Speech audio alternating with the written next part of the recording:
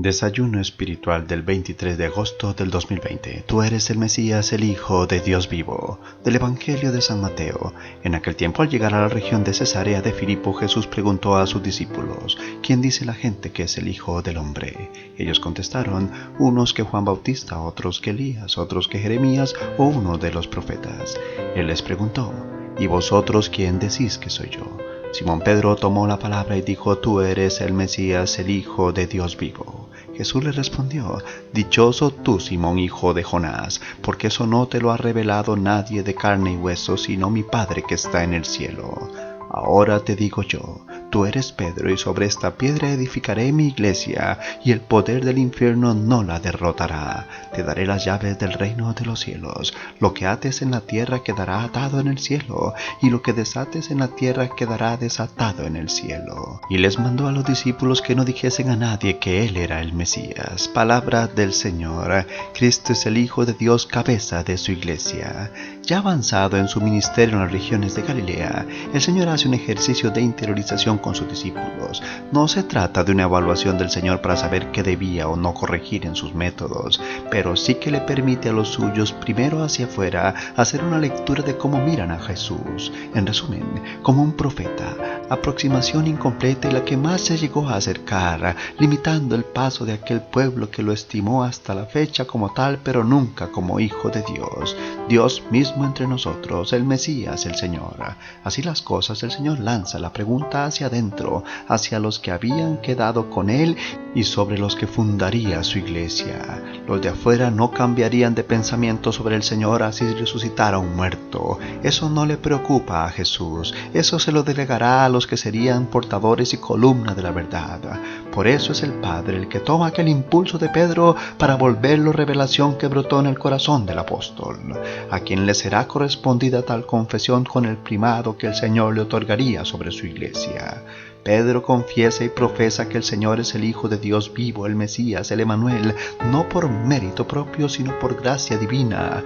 Pero su participación en tal revelación lo involucra y lo compromete. Claro que su percepción era limitada e imperfecta. Tendría todavía mucho camino que recorrer aquel príncipe de los apóstoles para entender y vivenciar lo que acababa de proferir con sus labios, porque el conocimiento de Cristo pasa por experimentarlo en su propio camino encarnado, el de la cruz, el que todos hemos de recorrer para alcanzar desde la pasión misma del Señor, la gloria que nos permite ser hijos en el Hijo y así volvernos otro Cristo para el prójimo y ver en el prójimo a Cristo mismo. Pero las limitaciones de Pedro no privan al Señor de darle autoridad y poder. Las llaves del reino lo vuelve mayordomo que ha de perfeccionarse en la caridad, que tendrá el peso de confirmar a todos en aquella iglesia primitiva en la fe, que obraría un camino desencadenado sin término hasta nuestros días.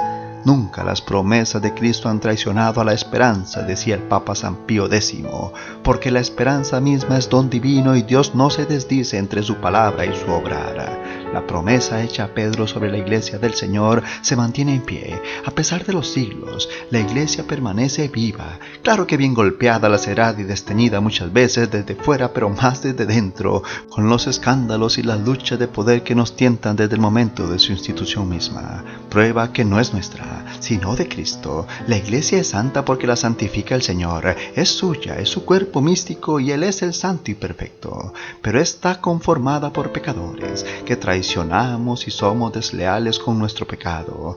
Pero es que donde abundó el pecado, sobreabundó la gracia. El perdón cohesiona a la iglesia. Su misericordia le da solidez. Sobre nuestras infidelidades a Cristo se antepone su generosa compasión que nos perdona y corrige, que nos orienta y devuelve al camino que lleva a su verdad. Pero no nos quedamos llorando nuestras faltas. Al igual que Pedro, hemos de reafirmarle al Señor que aquí estamos, con nuestros defectos y pecados, para salir a dar testimonio de conversión, de gozo en su misericordia que lo restaura todo.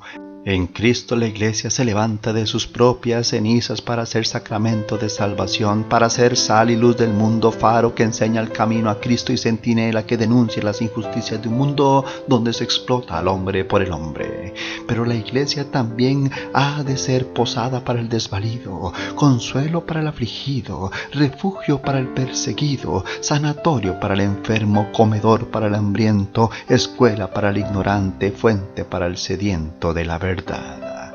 Hoy me pregunto, ¿puedo profesar como Pedro que Cristo es en mi vida el Hijo de Dios vivo, el Mesías que me participa en su misión redentora? Señor Jesús, tú que has venido al mundo para fundar tu iglesia en el primado de Pedro, que nos confirma hoy en el Papa a todos en la fe, para ser tu comunidad, que ha de salir al mundo para mostrarte como Señor y Salvador de toda la humanidad, para invitar a más y más hermanos a conocerte desde nuestro propio testimonio de encuentro y de vivencia de nuestra fe en las obras de bien al prójimo, que seamos humildes en reconocer nuestras faltas y valientes en llevar tu verdad que nos libera en tu alianza que ha reconciliado a la humanidad con el Padre del cielo. Amén. Feliz domingo.